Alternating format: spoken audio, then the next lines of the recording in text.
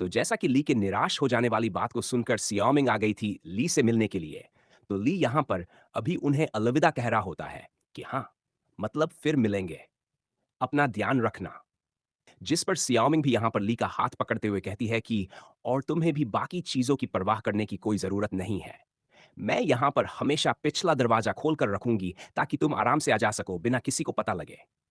और ली यहाँ पर इस बात को सुनकर अपने मन के अंदर कह रहा होता है कि अगर मैं सच में वहाँ पर फँस गया ना, तो मेरे लिए 2-3 दिन तक चलकर आना भी मुश्किल हो जाएगा सेट तक।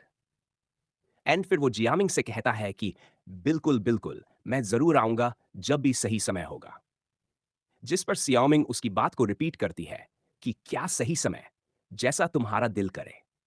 और जब सियाओमिंग जाने लगती है, तो ली उन्हें देखते हुए कह रहा होता है कि सब कुछ कितना ज़्यादा चिलिंग था।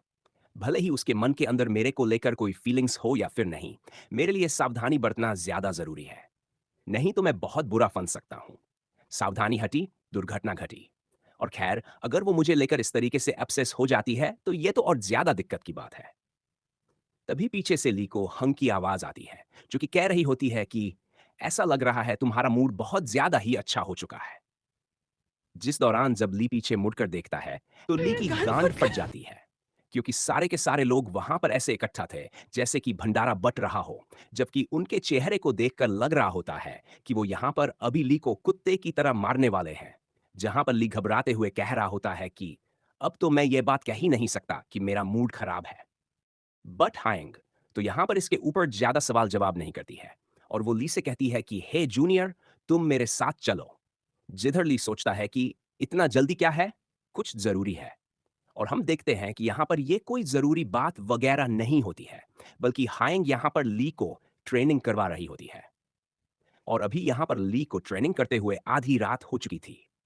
जिस दौरान ली हंग से कह रहा होता है अभी यहाँ पर आधी रात हो चुकी है, तो क्या हम लोग यहाँ पर प्रैक्टिस को कुछ वक्त के लिए रोक सकते हैं?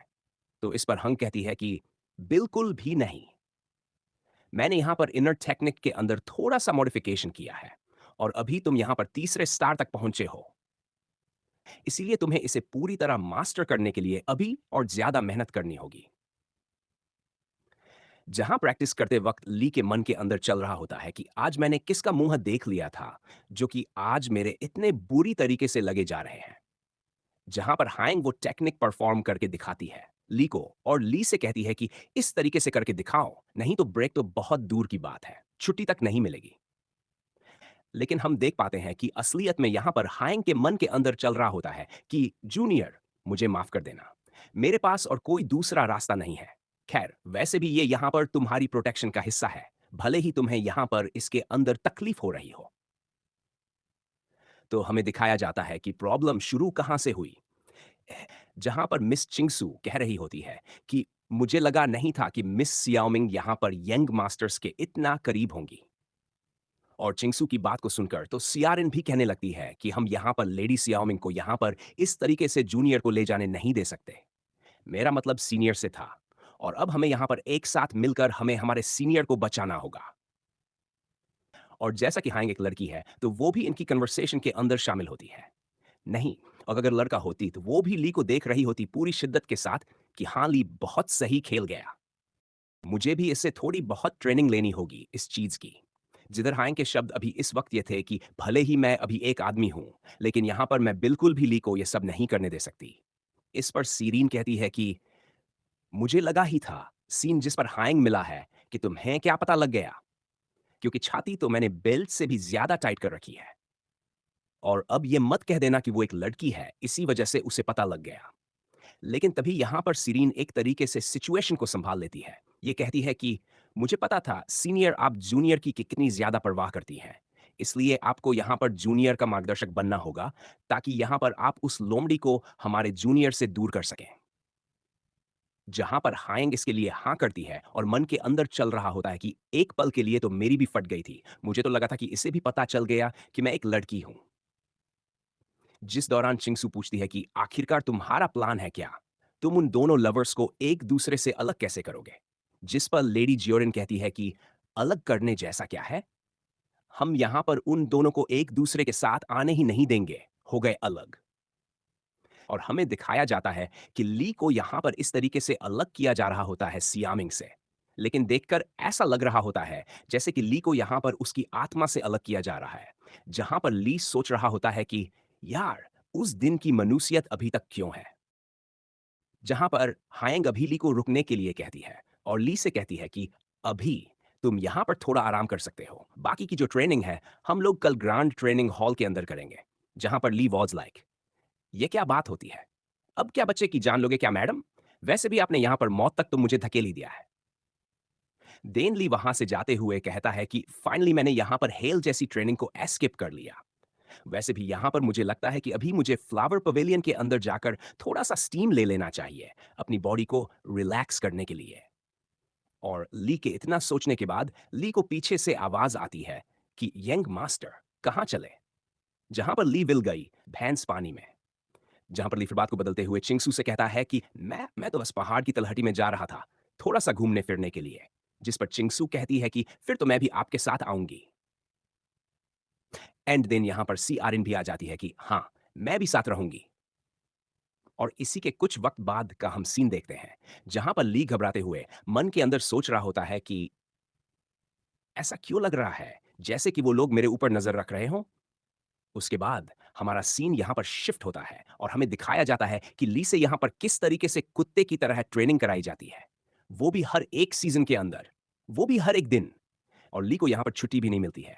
कहीं ली यहाँ पर ली पवेलियन ना चला जाए। हाँ, मेरा मतलब फ्लावर पवेलियन से ही था।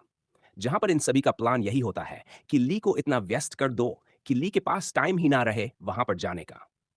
जहाँ पर इस तरीके की हेल्थ जैसी ट्रेनिंग करने की वजह से ली यहाँ पर एक अलग ही पर्सन बन चुका था। जहाँ पर ली शांति से बैठकर अपने सेक्ट को देखते हुए सोच रहा होता है कि यार, ये सेक्ट यहाँ पर इतना डेवलप कैसे हो गया? लेकिन फिर भी पैसे सबसे ज़्यादा अच्छी चीज़ है, क्योंकि यहाँ पर मैं 1 दिन के अंदर एक बार प्राकृतिक रूप से यहाँ पर पर्क का मीट खा ही सकता हूँ, अपनी सहन शक्ति को बढ़ाने के लिए। और देखा जाए तो डुअल के बाद जो यहाँ पर गोंगरोंग सेट का जस्टिस एरिना है, वो काफ़ी ज़्यादा ही शांत हो चुका है। भले ही यहाँ पर डुअल के बाद गोंगर्ड सेट को बहुत ज़्यादा ही फेम मिला हो, लेकिन फिर भी यहाँ पर इनफ नहीं है, क्योंकि हमें यहाँ पर दिन में 3 बार तो पोर्क मिलना ही चाहिए। इसके अलावा मुझे लगता है कि पैसे बनाने के लिए हमें यहाँ पर थोड़ा इन्वेस्टमेंट पिच सेशन की ज़रूरत पड़ेगी, ताकि हम अपने इम्प्रूवमेंट के रिजल्ट्स को दिखाकर इन्वेस्टर्स को अट्रैक्ट कर सकें। जिस दौरान पीछे से तभी हायंग आ जाती है, ये पूछते हुए कि क्या चल रहा है जूनियर?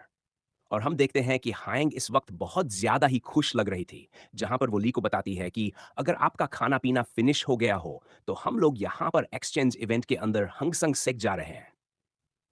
खैर, देखा जाए तो समय बहुत ज़्यादा ही तेज़ होता है। मुझे लगा नहीं था कि इतना जल्दी बीत जाएगा। जिस पर ली वाज़ लाइक, हाँ, सचमुच में ये साल यहाँ पर हवा की तरह उड़ गया। जहाँ पर लेकिन अंतर्मन के अंदर ये चल रहा होता है कि ऐसा लग रहा है जैसे कि गोंगडोंग सेक्ट एक जेल हो, जिसके अंदर मैं कैद हूँ।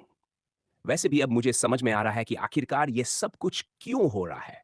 और ये सब यहाँ पर उन्हीं अफ़वाहों की वजह से हो सकता है, जो कि मुझे इस तरीके से कैद कर दिया गया है सेक्टर के अंदर। और हम देखते हैं कुछ वक़्त बाद का सीन, जहाँ पर सेक्टर के सारे लोग एक जगह पर थे, जहाँ बाकी सभी डिसाइपल मास्टर जिंग को ग्रीट करते हैं।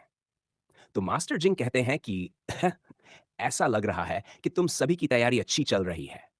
वैसे मैं यहाँ पर तुम्हारी इस कड़ी मेहनत को देख सकता हूँ, जो कि तुम लोगों ने यहाँ पर एक्सचेंज कंपटीशन के लिए की है।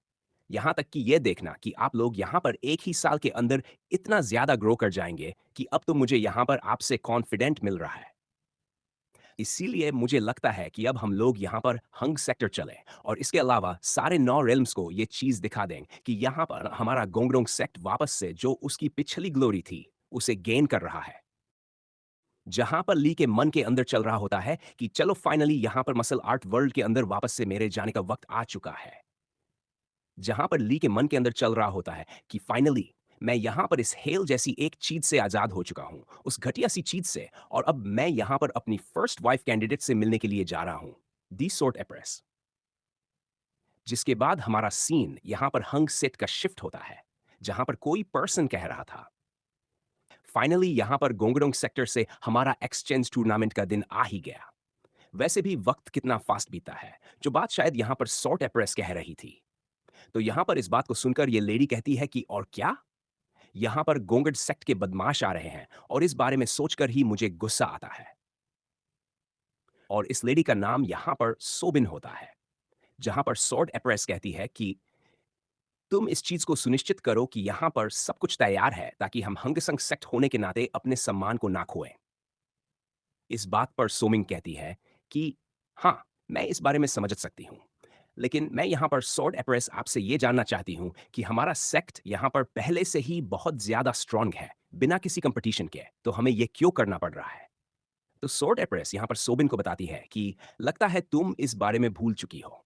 गोंगरोंग सेक्ट की जस्टिस एरिया के अंदर जो यहाँ पर आपको जो स्पिरिट मिली थी, यानी कि जज़्बा, जो भी सोच सकते हो, मोटिवेशन वगैरह, वो यहाँ पर हंगसंग सेक्ट के लिए कितना मददगार साबित रहा। स्पेशली उस यंग मैन की परफॉर्मेंस, जो कि मुझे सबसे ज़्यादा पसंद आई। जिस पर सोबिन यहाँ पर सॉर्ड एप्रेस को ग्रीट करते हुए कहती है कि हाँ, मैं समझ गई सॉर्ड एप्रेस, मैं यहाँ पर आपके आदेशों का पालन अच्छे से करूँगी। जहाँ पर ये कहने के साथ ही सोबिन वहाँ से जाने लगती है। और जाते वक़्त यहाँ पर सोबिन के मन के अंदर एक ही बात चल रही थी। सॉर्ड एप्रेस यहाँ पर क्यों मुस्कुरा रही थी? यहाँ पर कंगट के उस ली नाम के पर्सन के बारे में सुनकर। और मैं तो बस इतना ही कहना चाहता हूँ कि हंसी तो फंसी। जहाँ पर सोबिन तो सबसे पहले इसके लिए मना कर देती है कि नहीं, उनकी स्माइल के कारण ये नहीं हो सकता। यहाँ पर वो जैसे ही बाहर आती है, तो सभी डिसाइपल्स को एकजुट होने के लिए कहती है और जैसे ही सारे लोग इकट्ठा हो जाते हैं, तो यहाँ पर सोबिन चिल्लाते हुए कहती है कि मुझे यहाँ पर मास्टर की तरफ से आदेश मिला है और मुझे नहीं पता कि यहाँ पर सिर्फ आदेश सुनने के लिए सारे लोग इतने एक्साइटेड क्यों हो गए। जहाँ पर सोबिन बताती है कि हमारा यहाँ पर गोंगरोंग सेक्टर के साथ एक फैमिली कंपटीशन होने वाला है, यानी कि पारिवारिक प्रतियोगिता, और एप्रेस ने कहा है कि हम लोग इसे हार नहीं सकते थे। जहाँ सारी की सारी लड़कियां एकदम शांत हो चुकी थी कि हाँ, पूरा मोटिवेशन लेते हैं।